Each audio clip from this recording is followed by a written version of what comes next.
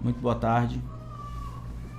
Agradecer a Deus pela oportunidade que a gente tem de estudar a sua palavra. Hoje o assunto promete. Nossa segunda aula sobre antropologia, e a gente tem alguns assuntos, principalmente implicações importantes que a gente precisa tratar, tá bom?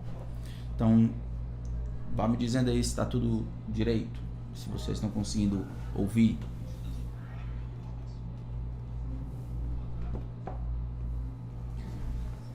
Tá? Todo mundo ouvindo bem? Então, beleza.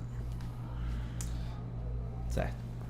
Então, na primeira vez que a gente começou a estudar, depois que a gente terminou o assunto de teologia propriamente dita, a gente começou o assunto de antropologia.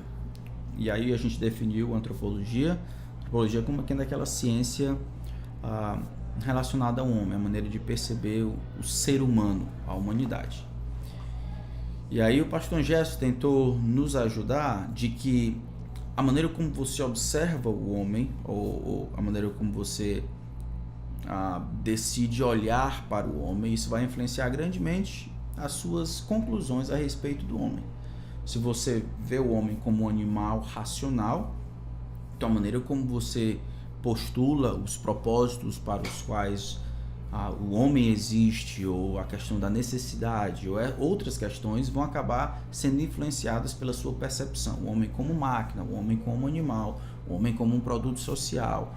E aí cada uma delas vai destoar um pouco uma da outra, pela maneira como se analisa, mas também vai influenciar as conclusões, vai influenciar assuntos como responsabilidade, assuntos como culpa, como propósito, como moral, como nos relacionamos com os outros seres vivos, com a criação inanimada e coisas assim.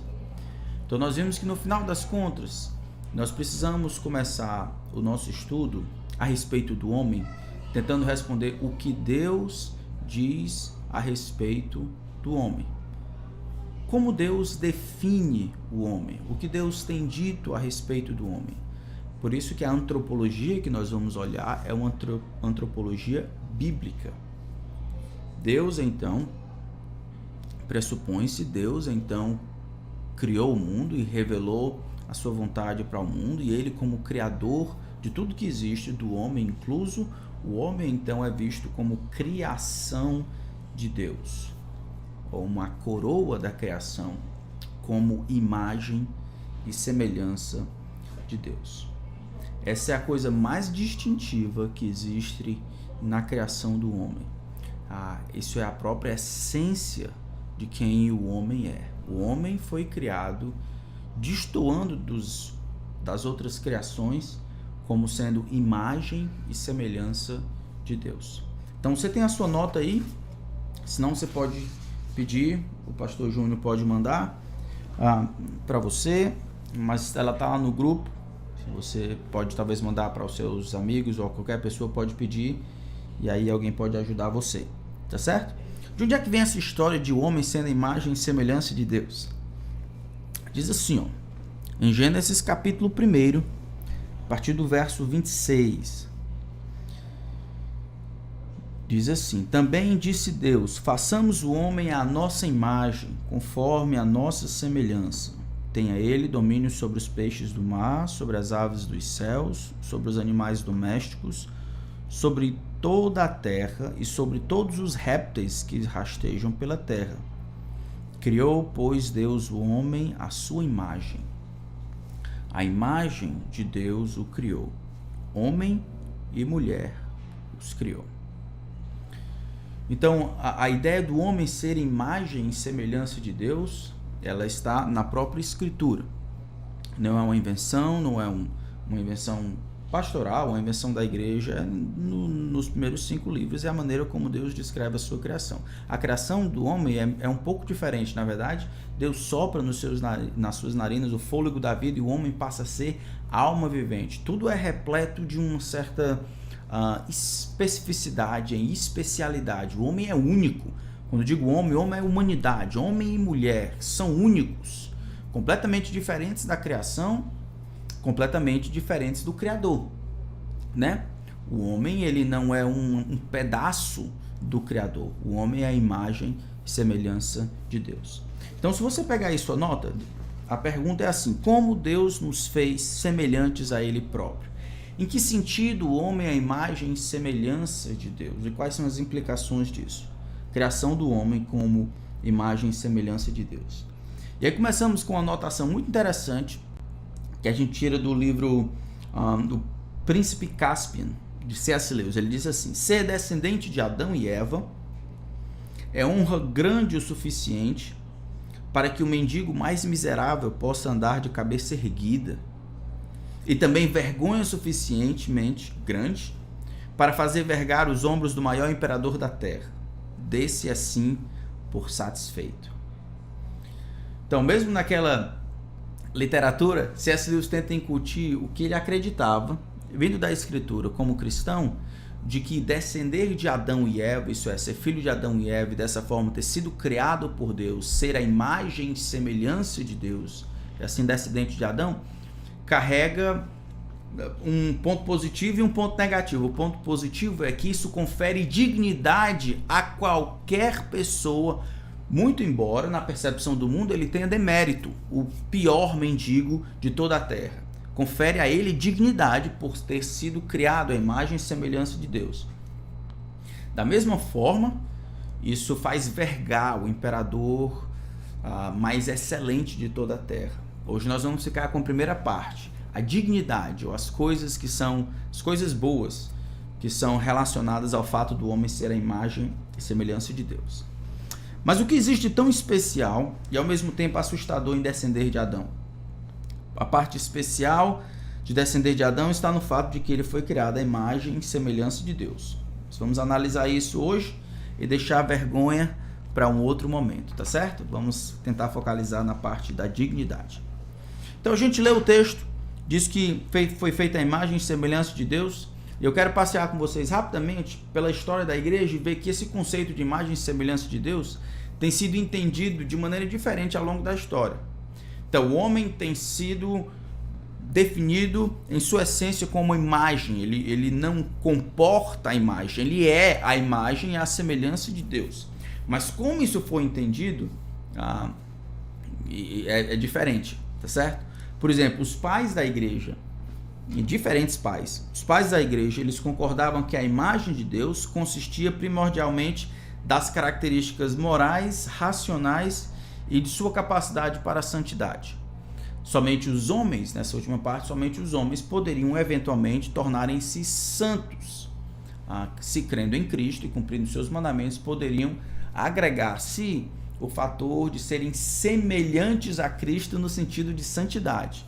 Então eles são imagem e semelhança de Deus, porque eles, diferente da criação, eles são morais, eles são racionais, são seres volitivos e têm a capacidade de eventualmente se tornarem santos ou absorverem as virtudes de Deus à medida que se assemelham a Ele, certo? Não é sempre assim.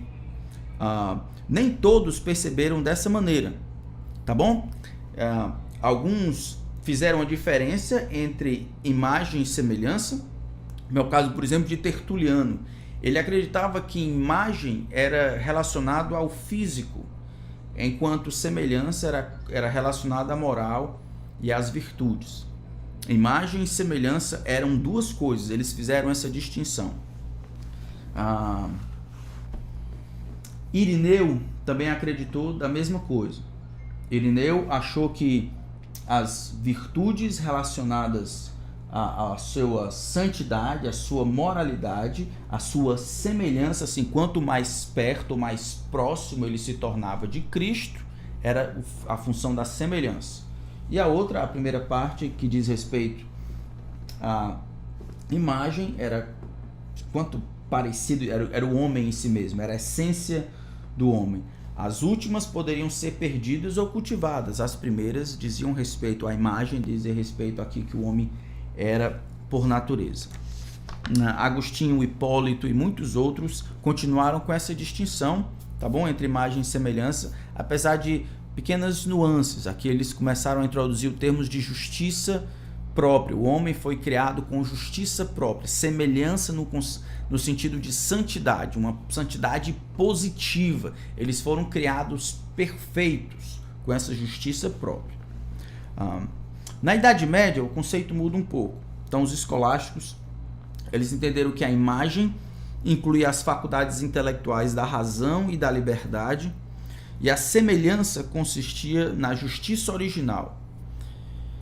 Essa justiça original era aquela capacidade dada por Deus de subjugar a natureza terrena dentro do homem. Então, na Idade Média, os escolásticos eles continuaram mantendo essa diferença entre imagem e semelhança. Entenderam que imagem é aquilo que constitui o homem em si, sua habilidade de raciocinar, de desejar, de decidir, o seu intelecto, enquanto semelhança estava aliado a uma coisa mais moral, aquela capacidade, aquela justiça própria que fazia, que dava ao homem a habilidade de subjugar a natureza terrena, a natureza inferior do homem, como se diz, tá bom? Então, justiça própria, o original, essa capacidade de controlar a natureza inferior do homem. Então, a gente pula um pouco para a reforma. Os reformadores, eles, por causa da atenção que eles tiveram ao texto sagrado, então, a grande maioria deles, eles rejeitaram essa distinção entre imagem e semelhança. Imagem e semelhança agora eram dois conceitos sinônimos, né, de uma coisa só. Em que o homem se assemelha a Deus é uma coisa que pode ser desenvolvida. Mas no contexto, eles acharam que imagem e semelhança são uma e a mesma coisa, não duas coisas diferentes. Calvino dizia que a imagem de Deus abrange tudo aquilo em que a natureza do homem sobrepuja as outras criaturas na criação física. Então, quando você olha a criação inanimada e a criação animada, tudo que sobrepuja, tudo que no homem sobrepuja, tudo que diferencia, não somente, mas sobrepuja, tudo que excede em termos de intensidade, em termos de complexidade, em termos de valor, todas essas coisas é o que fazem, é onde estão a imagem e a semelhança de Deus. São sinais da imagem e da semelhança de Deus no homem. E por último, no período moderno, lá, esse camarada de nome bonito, a Aline tiver aí, a Aline vai me corrigir, Schleiermacher. Então, um nome que é conhecido pela sua postura hermenêutica, ele defendeu que a imagem de Deus no homem só pode ser uma certa receptividade para o divino, uma capacidade de responder ao ideal divino e de crescer rumo à semelhança a Deus. Então, ser imagem e semelhança de Deus, da perspectiva de Schleiermacher, é aquela habilidade de originar-se em Deus e encontrar repouso em Deus, de receber, de comungar com o divino. Aqui mais na frente a gente vai ver, talvez se assemelhe com o conceito de espiritualidade. Aquela espiritualidade, aquela possibilidade que a humanidade tem de se relacionar com Deus e assim ser responsável pelo tipo de relacionamento com Deus. As outras criações não são assim. As árvores não são responsáveis por crer, assim como cachorros, como cavalos, aves. Não, elas, por definição e criação, elas aguardam já do Senhor, como diz os Salmos. Todos os seres vivos recebem de ti o sustento. Com os seres humanos é um pouco diferente. Então, essa habilidade volitiva, intelectual, espiritual, que é própria aos seres humanos, essa habilidade, capacidade, pelo menos possibilidade de se relacionar com o divino, porque foi originado dele. Então, foi dito por Schleiermacher como sendo o significado de imagem e semelhança de Deus no homem. Então, você pode perguntar, rapaz, muita coisa diferente. Eu quero olhar com você na escritura e ver se a gente consegue definir, tá bom? Essa imagem e semelhança de Deus pelos dados da escritura, tá certo? Então, o ponto número 2, a imagem, o que a Bíblia diz sobre a imagem de Deus em nós. Então, a primeira coisa que a gente percebe é que esse termo imagem e semelhança, de fato, como falou Calvino e os reformadores, são sinônimos. Portanto, não são duas coisas diferentes. Como é que a gente vê isso no texto? Então, no versículo 26 de Gênesis 1, encontraram aí, diz assim, ó: façamos o homem à nossa imagem conforme a nossa semelhança. Tá bom? No versículo 27, ele já, em vez de usar os dois termos, ele usa apenas um. Criou, pois, Deus o homem à sua imagem. A imagem de Deus o criou. Homem e mulher os criou. Então, na primeira ele diz imagem e semelhança, no primeiro verso. No segundo verso ele fala só imagem. Mas claro, se Deus planejou criar dessa maneira, de fato eles foram criados à imagem e semelhança. Isso nada mais é do que dois termos parecidos, sinônimos para descrever a maneira como Deus criou o homem. Criou, pois, Deus o homem à sua imagem.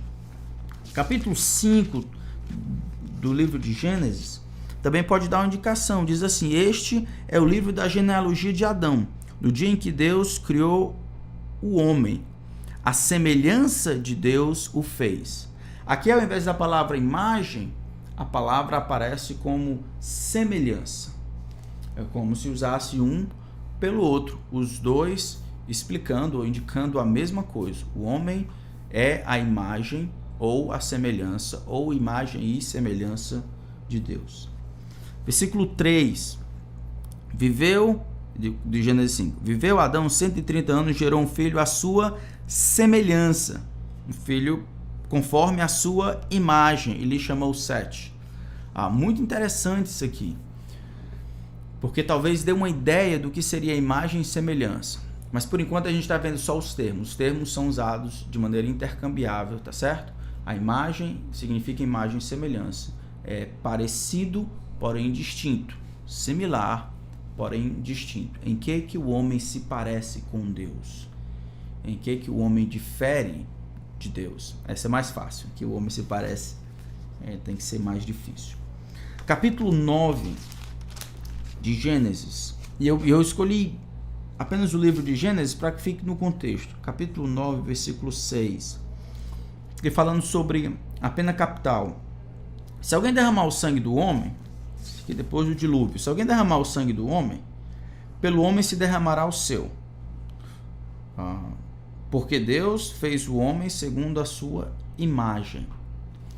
Então, o que faz homicídio, latrocínio, o assassinato, algo terrível, não é o valor que o Estado, não é o valor que a família, não é o valor que a própria pessoa afere a si mesma. Não importa se ela não estava se sentindo bem e por causa disso tinha uma autoestima baixa, não importa se diante do Estado ou diante da família aquela pessoa não presta para nada, não importa. O que confere àquela pessoa dignidade e valor é o fato de ter sido criado à imagem de Deus. Ser a imagem de Deus. É isso que faz com que assassinato seja passível de pena capital. É passível de pena capital por causa não do ser ofendido em si ou do valor que as pessoas dão a ele, mas porque essencialmente ele é a imagem de Deus. Ofende-se ao autor, a Deus, o originador do homem, quando se assassina, quando se mata. Tá certo? Então, imagem e semelhança são muito parecidos, pelo menos no Antigo Testamento. Mas será que no Novo Testamento eles são parecidos? Eles são sinônimos, melhor dizendo? Vamos dar uma olhada lá. 1 Coríntios capítulo 11. 1 Coríntios capítulo 11, a partir do verso 7. Vocês estão entendendo aí? Então 11, 7. Diz assim: porque na verdade o homem não deve cobrir a cabeça por ser ele imagem e glória de Deus. Ele é imagem e glória de Deus. Aqui não aparece imagem e semelhança, aparece só imagem, descrevendo quem é o homem.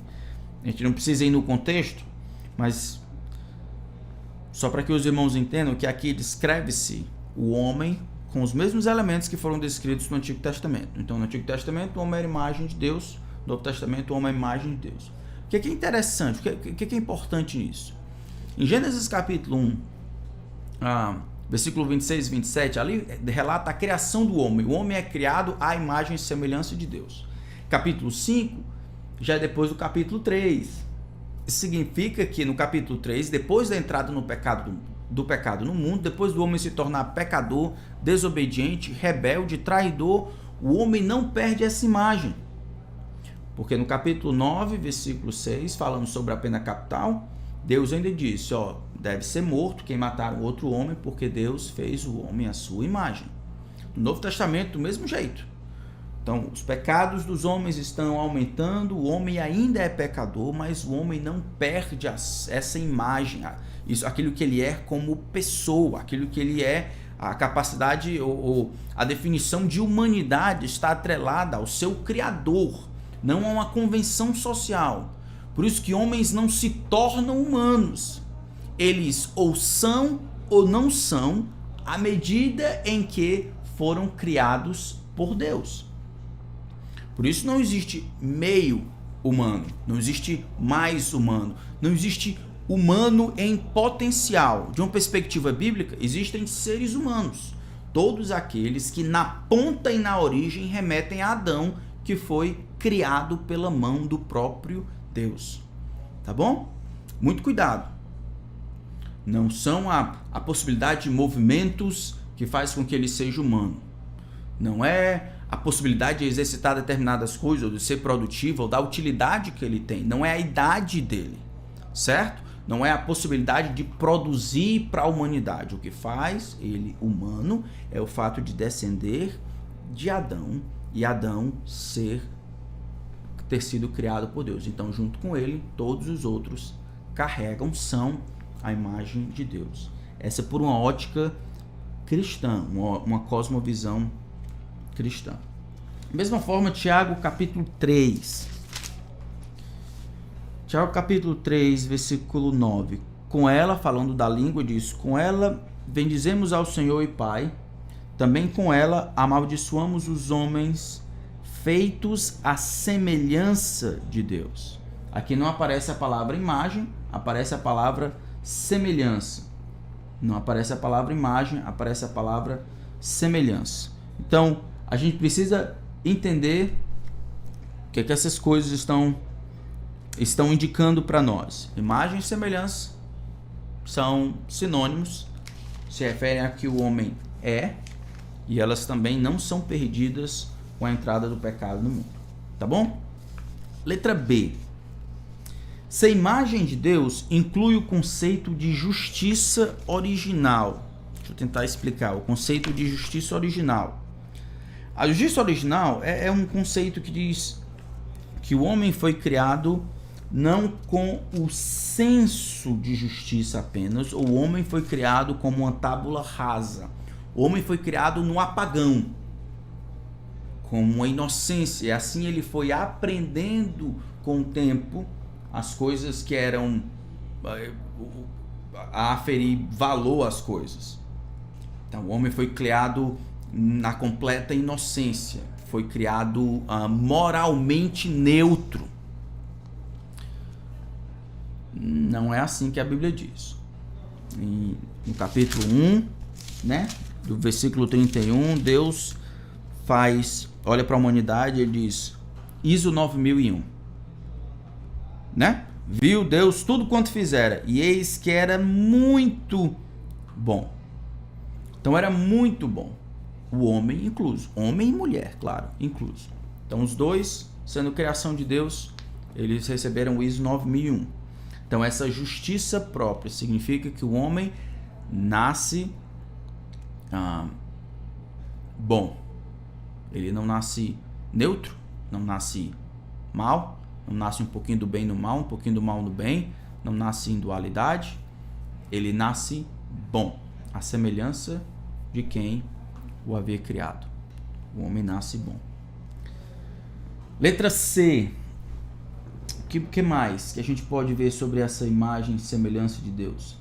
Mesmo após perder essa santidade positiva, né? Essa justiça própria, essa santidade positiva, o homem ainda é considerado a imagem e semelhança de Deus. Então, os três textos que você vai olhar para provar ou testar isso é Gênesis 9:6, a gente já olhou lá, 1 Coríntios 11:7 e Tiago 3:9. O que esses textos têm em comum? Todos eles descrevem quem é o homem, alguns por inferência, outros explicitamente descrevem o que é o homem, a constituição do homem, e todos eles foram escritos depois da entrada histórica do pecado do mundo. Então todos eles estão olhando para o homem, sabendo que o homem é pecador, dizendo, olha, é pecador, mas é a imagem, é pecador, mas é a semelhança, é pecador, mas é a imagem de Deus. Então a imagem não se perde. É claro, a gente vai ver na frente, se Deus der graça, de que muita coisa acontece quando um pecado entra no mundo. Não se destrói, não se anula a imagem, mas se corrói, com certeza, se deturpa, se drena do brilho que ela tinha anteriormente, se ofusca, mas não se remove. Não se remove por uma questão simples. O homem sem ser imagem e semelhança de Deus não é homem, certo? Não existe humanidade sem ser a imagem de Deus, isso é por definição. Não existe um quadrado sem 4 lados. Não existe um triângulo sem 3 lados iguais. Tá certo? Sem 3 lados. Não existe. Não existe um homem, uma humanidade, homem e mulher, independente de qualquer coisa que não seja a imagem e semelhança de Deus. Então não se perde. O homem será eternamente a imagem e a semelhança de Deus. É isso que faz o homem ser homem. Imagem e semelhança de Deus. Por último, uma das coisas que o dado bíblico nos ajuda a definir o conceito de imagem e semelhança de Deus é o conceito de espiritualidade. Letra D diz assim: espiritualidade também é um componente incluído na imagem e semelhança de Deus, né? Gênesis 2:7 diz: então formou o Senhor Deus ao homem do pó da terra, ele soprou nas narinas o fôlego da vida, e o homem passou a ser alma vivente. A gente não pensa muito sobre isso, mas isso aqui não deveria nos espantar, né? João capítulo 4 vai dizer que Deus é espírito. Então não deveria nos chocar ou nos surpreender que Deus então nos cria como espírito. O homem passou a ser alma vivente.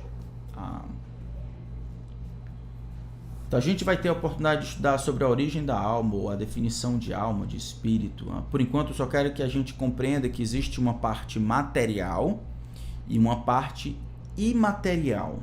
Uma parte material e uma parte imaterial. Falando sobre morte, algumas partes do Velho Testamento vai dizer, no livro de Eclesiastes, e o corpo volte à terra da qual foi tomada, e o espírito volte a Deus, quem o deu. Falando exatamente, fazendo referência ao que aconteceu aqui na criação de Adão e Eva. O corpo vem da terra e o espírito, então, é dado por Deus. Deus soprou nas narinas o fôlego da vida e o homem passou a ser essa alma vivente. Nesse sentido, o corpo nada mais é do que um instrumento para que a alma se autoexpresse. O homem é feito como uma unidade, tá certo? Uma unidade que algumas vezes, condicionalmente, como concessão, né? Como concessão, a alma pode existir sem um corpo. As pessoas morrem, dependendo do relacionamento que elas tiveram com Jesus Cristo, elas vão ou para o céu ou para o inferno. O espírito, é o espírito que vai. O corpo aguarda a ressurreição, mas no futuro, tanto os que vão para o céu, tanto os que vão para o inferno, terão que ter um corpo. Parece então que a humanidade ela foi criada como uma união indissolúvel, corpo e alma, os dois juntos, uma parte material e uma parte imaterial. Uma parte que pode ser dada para a terra depois de ser vencida pela morte, e uma parte que retorna para Deus, no sentido de que foi Deus que o deu, certo? Então existe essa espiritualidade. Isso deve nos ajudar a perceber as implicações disso na maneira como tratamos os outros, a teologia verde, ecologia, e até como lidamos com os outros animais, as outras partes da criação animada. Quando a gente olha o relato da criação, a nenhum dos outros elementos da criação, a nenhum, no segundo, terceiro, quarto, peixes, animais grandes, pequenos, seres marinhos, a nenhum é dito o que é dito a respeito do homem. Que o homem Deus faz o homem do pó da terra, ele sopra nas narinas o fôlego da vida, tá certo? Então só o homem recebe essa alma vivente. Então as perguntas, gato tem alma? Cachorro tem alma? Pastor, eu não sei, mas com certeza o meu papagaio tem. Então essas questões têm que ser definidas assim. Como você entende alma? Se você entender alma no sentido de aquelas emoções ou aqueles sentimentos, aquelas habilidades de interagir de uma maneira que seres inanimados não podem. O choro quando está com fome, as reações quando o dono chega em casa. Se você entender isso como alma, então eu vou dizer, tá certo, então eles têm alma, certo? Porque eles reagem, eles respondem, eles são animados. Então a alma como ânimo de vida, tá tudo certo. Se você definir, no entanto, alma como sendo aquela parte dada por Deus, que não somente ânimo de responder, mas de se ligar com o Criador e de ser responsável por essa ligação que você tem com o Criador, eu vou dizer, só os seres humanos têm. Deus fez os seres humanos de maneira distintiva do restante da sua criação, e é aqui não somente a habilidade de interagir, mas essa espiritualidade de se linkar e se assemelhar de alguma forma com Deus, como Deus é espírito, certo? Então, eu sei que a gente se anima muito com os nossos animais. Eu lembro de uma vez, nessa época eu era pastor nos Estados Unidos, e durante o culto de oração, um dos irmãos pediu oração, dizendo, pastor, eu queria pedir oração porque eu estava limpando a casa, aí fui fechar a porta, o cachorro não, era um gato, o gato passou e eu fechei a porta no rabo do gato e quebrou o rabo do gato. Eu queria pedir oração pelo rabo do meu gato. Não ache que eu sou uma pessoa cruel, eu gosto de animais, tá bom? Mas eu preciso confessar que eu não orei pelo rabo do gato dele. Naquela época eu nem sabia tanto por que eu não orei, mas achei que alguma coisa estava errada em orar pelo rabo do gato. Alguma coisa estava errada. Talvez uma das coisas seja tentar elevar os animais à qualidade de pessoas, né? Infelizmente tem alguns lugares e algumas pessoas, algumas sociedades em que se eleva o valor das ofensas dadas a cachorros e a gatos, ao maltrato de animais, de ofensas feitas a seres humanos. Eu não acho que ninguém deve ser maltratado, de jeito nenhum. Mas se for aferir uma pena para maus tratos, que a nossa percepção do valor, né, que os homens, seres humanos, têm em relação a tudo mais, que apareça na pena que damos àqueles que maltratam pessoas, por exemplo. Então, pessoas estão acima dos animais, porque os animais não foram criados da mesma forma que os humanos, os seres humanos, a humanidade foi. Só os seres humanos foram criados à imagem e à semelhança de Deus. Tá bom? Então, esses são os conceitos relacionados à imagem e à semelhança de Deus. Então, quando eu olho o texto, eu vou dizer imagem e semelhança, não são termos que representam duas coisas diferentes, mas uma e a mesma coisa, só um pelo outro, é muito comum. Depois eu vou entender que existe uma certa espiritualidade. O homem foi criado com uma parte imaterial. A parte imaterial, alguns vão dizer, é o pensamento. É de fato um pensamento. Eu lembro de um episódio de que um homem estava dissecando um cadáver. E aí, enquanto ele dissecava o cadáver, ele abriu a cabeça, abriu o peito, né? E aí disse para os que estavam ouvindo: tá vendo? Ó, seco, tá vendo? Não tem nenhuma alma aqui. Não existe esse negócio de alma. Vocês estão vendo alguma alma aqui? Não tem alma, vocês não estão vendo. Então, naquele auditório de alunos tinha um crente. O crente disse: professor, tá vendo a cabeça dele aí? O senhor tá vendo algum pensamento? Mas isso quer dizer que o homem nunca pensou? Então, muito cuidado com isso. O homem foi construído de uma maneira fabulosa. O pensamento, até a reflexão do que é um pensamento, alguns vão dizer, pensamento nada mais é do que aquele entrelaçado de neurônios, né? Aquela descarga elétrica, aquela comunicação entre os neurônios, as sinapses. É isso que elas constroem, com que fazem os pensamentos. Quer dizer que se eu colocar o cérebro e dar um impulso elétrico no cérebro, quer dizer que aquela pessoa vai pensar. Quer dizer que se eu vou conseguir ver as tonalidades de rosa, o cheiro daquele perfume, aquela lembrança da minha avó. Muito cuidado em sermos tão simplistas. A gente ainda está aprendendo a respeito de quem é o homem. E à medida que o tempo passa, a tecnologia avança, a gente vai ficar mais vislumbrado. Lembrando do Salmo 139, de modo assombrosamente maravilhoso me formaste. A minha alma o sabe muito bem. Então, ser humano significa ser imagem e semelhança de Deus, ter sido criado bom, justo, ser completamente distinto da criação, do restante da criação, ser responsável e responsabilizado pela vida que leva de acordo com o seu Criador. Então, em alguma forma, as habilidades morais, intelectuais, a volição, a espiritualidade, a capacidade de se relacionar com Deus, o que diferencia a gente do restante da criação e sobrepuja.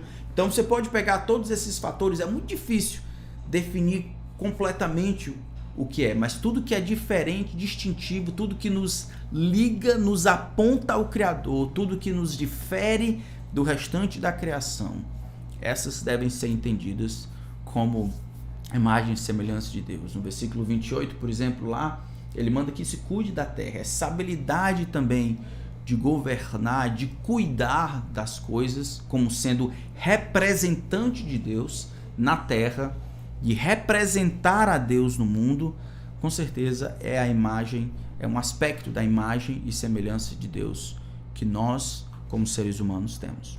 Tá bom? Alguma pergunta a respeito disso? Todo mundo está entendendo? Eu posso... Ok, então vamos para as implicações. Vocês têm alguma pergunta? Podemos usar, inclusive, o mesmo versículo citado. Muito bom. É isso mesmo, Elvis.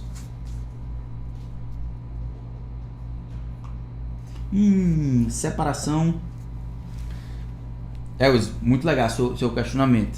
Se não tivesse tempo, eu ia conversar. Qualquer coisa, tu entra aí e a gente conversa depois, tá bom? Só para poder continuar aqui. Muito legal. Então, de acordo com as Escrituras, a essência do homem consiste em ser ele a imagem de Deus. Isso deve determinar a maneira como tratamos os outros e a singularidade da humanidade em relação ao restante da criação. Certo? Então, nós temos 3 assuntos aqui que não dá para ver o todo deles. Eu quero só tentar aplicar o que nós estudamos aqui a esses conceitos. Então, a questão do aborto. De novo, dependendo de como você olha, você vai ver o aborto como sendo uma questão de saúde pública, é o que normalmente a OMS vai dizer, é uma questão de saúde pública.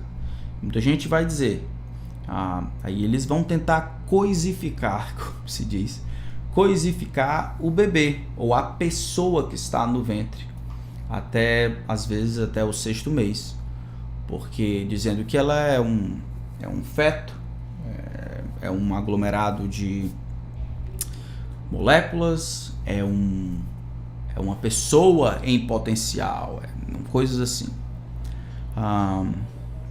Como é que a gente lida com isso? Como é que a gente lida? A gente tem algumas coisas que a gente pode olhar na Escritura e ver como é que a Escritura lida com essa questão de aborto, pensando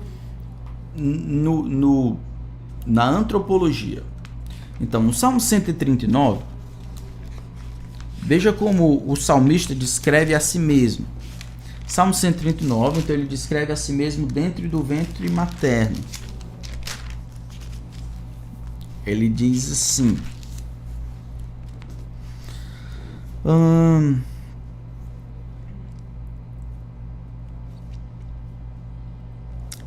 versículo 13. Ele está dizendo que Deus está em todo canto. Ele está em todo canto, ele é onipresente, ele sabe todas as coisas, ele é onisciente e ele pode tudo. Ele é onipotente. Ele diz assim no verso 13, pois tu formaste o meu interior, tu me teceste no seio da minha mãe. Graças te dou, visto que por modo assombrosamente maravilhoso me formaste, as tuas obras são admiráveis, e a minha alma o sabe muito bem. Os meus ossos não te foram encobertos, quando no oculto fui formado e entretecido como nas profundezas da terra. Os teus olhos me viram, a substância ainda informe, no teu livro foram escritos todos os meus dias, cada um deles escrito e determinado, quando nenhum deles havia ido. Uma das coisas que salta desse texto aqui, ele está descrevendo a presença de Deus durante o período de gestação. Fala até dessa criação de maneira assombrosa. Mas uma coisa que é a aplicação é que ele fala dele como pessoa, como indivíduo, né? Fala como seus ossos, fala como tu me formaste, né? Eu sei disso. Eu era a substância informe, eu estava lá, eu fui entretecido. Todos esses pronomes falam da individualidade do ser, mesmo sendo num período gestacional. Então não se fala de, olha, eu me tornaria uma pessoa, porque ser pessoa não está atrelada às funções. Isso é uma perspectiva mais mecanicista, mais utilitária, mais moderna. Da perspectiva de Deus, as pessoas, elas estão lá desde o começo. Quando surge vida, isso é, quando há possibilidade de multiplicação, essa é uma definição boa de vida, quando existe possibilidade de multiplicação. Quando óvulo e espermatozoide se unem, e aí formando o primeiro, o embrião, tem possibilidade já de se recriar, de se refazer. Vida gerando vida, se multiplicar. Nesse momento, a gente tem já tudo. A altura que ela vai ser, tamanho que ela vai ser, já tem a cor dos cabelos, a cor dos olhos, já tem o DNA, já tem o tipo sanguíneo, já tem tudo. E mais, já é uma pessoa. Deus está em atividade, olhando, percebendo aquela pessoa. O Senhor me viu quando eu estava lá. Não era um outro Davi, não era um antes Davi, não era um pré-Davi, um pré-salmista. Era uma pessoa. Era Davi. De maneira que se tivesse abortado ou matado, seria Davi morto. Não pré-Davi, não uma outra coisa. Mas Davi. O problema de aborto, de maneira geral, não estou pensando em algumas exceções, talvez possam haver, mas o problema de aborto é um problema simples. É um problema não de saúde pública, é um problema de assassinato. Certo? Por causa da imagem e semelhança de Deus. Eu não quero ser simplista, a gente pode continuar esse debate mais na frente. A gente precisa discutir, por exemplo, quando se origina a vida, que é um tema interessante. Mas eu vou dizer que a vida começa quando ela tem condições de se reproduzir, de se multiplicar, como acontece com o embrião. Todo mundo entendeu isso aqui? Todo mundo entendeu isso aqui? Alguma pergunta?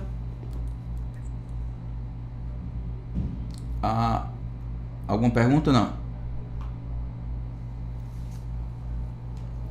Posso continuar? Segunda coisa, então. Uso de animais para as pesquisas. Esse aqui é um assunto delicado, irmãos. Eu vou dizer que é delicado. Todos esses são, por causa da maneira como nós estamos acostumados a perceber os animais, certo?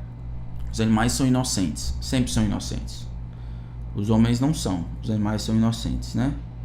Então, e aí existe uma personalização dos animais, e os animais não somente são pessoas, mas também são sempre inocentes. Então, como é que eu vou permitir? Eu tenho duas pessoas, eu tenho um bebê e eu tenho um cachorrinho. Os dois são pessoas. Botar um bebê não, botar uma criança de 5 anos, botar um adolescente de 14. Os dois são pessoas. O cachorro, ele é uma pessoa e ele é inocente. Esse aqui não, esse aqui já sabe o que faz. Então, numa batalha, esse aqui sempre ganha, esse aqui vai ser sempre o vilão, esse aqui vai ser sempre ganhar. Então, o uso de animais para um propósito maior deve ser o resultado natural de pensar que a criação ela foi feita para de alguma forma ajudar ou servir ou ser cuidada pelos seres humanos. A criação toda ela existe em função da coroa da criação, Salmo 8, que é os seres humanos. Não para a destruição, mas para o cuidado. A criação, de novo, ela existe para beneficiar em função do criador, da coroa da criação, que são os seres humanos. Se a gente não entender isso, a gente vai achar que os seres humanos, como eles são iguais, ou eles são subalternos, então eles têm o mesmo direito, certo? Ele tem a mesma oportunidade, o mesmo valor. Diante de Deus, pela Escritura, não é assim. Se o uso das peles das tilápias pode de alguma forma beneficiar as pessoas que sofrem de queimados, a gente deve fazer isso. Porque homens são mais importantes do que tilápias. Se de alguma forma for descoberto a vacina, e para que seja descoberto essa vacina, a gente precisa utilizar isso naquilo que mais se parece com o sistema, com o organismo dos seres humanos, ou quer sejam cavalos, quer sejam coelhos, quer sejam ratos, quer sejam cachorros, que isso seja feito para o benefício da humanidade. Isso não é cruel. O objetivo não é promover a crueldade. Não é esse o objetivo, ou matar por matar. O objetivo é proteger aquilo que tem de mais valor. É simples assim. E aí eu vou precisar de todas as ferramentas que eu tenho para de alguma forma dar suporte àquilo que mais importante tem. Todo homem, por menor que seja, maior que seja, ele tem mais valor do que qualquer animal que existe. Havendo necessidade de fazer uma decisão entre os dois ou para alcançar um propósito maior que traga benefício a quem tem mais valor, eu devo escolher autorizar mesmo a contragosto aquele que tem de valor menor. É simples assim. Então, muito cuidado com essa percepção que aumenta o valor dos animais e acaba diminuindo o valor que os homens têm. Tá certo? E aí, por último, ele diz assim: ecologia e teologia verde. Que é a mesma coisa que a gente viu aqui com os animais. Aqui é um negócio muito esquisito. Arrancar é crime, quebrar, sei lá, derrubar uma árvore é crime. Você chutar um cachorro, não estou dizendo para você sair chutando cachorro, mas chutar um cachorro porque o cachorro tentou avançar no seu filho é crime, enquanto outras coisas nem são. Então, a ecologia e a teologia verde, de novo, ela precisa ser respaldada no que Deus tem a dizer. Então, lembra, Deus cria o homem à sua imagem, à sua semelhança, confere a ele a habilidade e a responsabilidade de cuidar da criação. Antes do pecado, o homem tinha um perfeito relacionamento com o seu Criador, um perfeito relacionamento com os outros, um perfeito relacionamento com a criação e um perfeito relacionamento consigo mesmo. Então, todos os relacionamentos estavam em perfeita harmonia. Perfeito relacionamento com o Criador, comigo mesmo, com o meu semelhante e com a criação. Claro que uma das consequências da entrada no pecado no mundo é que esses relacionamentos que eram amigáveis e harmoniosos se tornaram relacionamentos deturpados, corrompidos, distorcidos, egoístas, destruidores. E isso vai precisar que a gente retorne. O que eu estou tentando olhar é valor. O valor de um ser humano, ele é exponencialmente superior ao valor de qualquer outra parte da criação.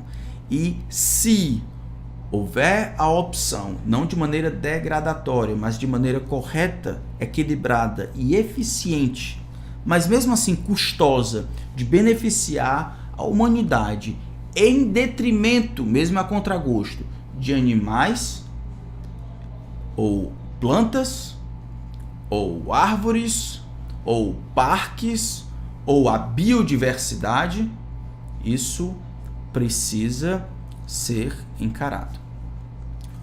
Obviamente, eu não estou pensando naquela caça que destrói, que extingue os animais e tudo. Isso já é um excesso, mas estou pensando naquela planejamento, reconhecendo que o Criador deu aquilo para de alguma forma nos ajudar, e isso precisa ser procurado e servido, certo? Então o homem é a imagem e semelhança de Deus. A imagem de Deus em nós é um conceito abrangente que engloba tudo o que nos difere do restante da criação, e isso nos responsabiliza e conclama a andarmos à altura da nossa constituição. Ser homem é carregar ou ser a imagem e semelhança de Deus. Então não precisa que o mundo diga que você tem valor. Você tem valor diante de Deus porque você é a imagem e semelhança de Deus. Não importa o que você produz, não importa quantos membros você tem, não importa se você está no hospital, se você está em casa, não importa a sua idade, não importa quantas línguas você fala, não importa quanto dinheiro você tem, quantos filhos você tem valor diante de Deus pelo fato de ser a imagem e semelhança de Deus, e ponto final. É mais valioso do que qualquer outra coisa nessa criação. Próximo domingo, Deus permitindo, a gente vai ver que alguma coisa deu errado. E aí eu espero vocês lá. Tá bom? Vocês têm alguma pergunta? Eu não estou conseguindo ver as perguntas de vocês. Alguma pergunta? Não? Então, até daqui a pouco. Deus abençoe vocês. Tá bom?